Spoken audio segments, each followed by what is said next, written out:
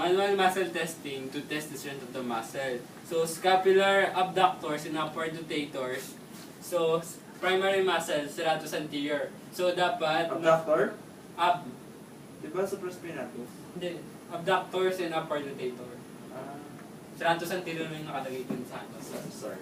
So, 130 degrees, nakaganto. Tapos, palpate the muscle. Ayan, kunwari, yan yung muscle. So, upper 8 grips. So, una-muna, papagawa mo yan.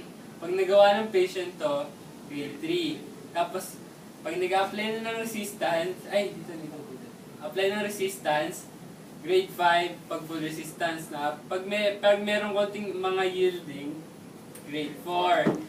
Tapos pag papagawa mo to, tapos partial lang yung nagawa halfway. So, Grade 2. So, pag naman, pag walang pag contraction lang, Grade 1. Saan ba ito? hindi pa rin. Tapos pag wala talaga, kahit contraction, 0. 0.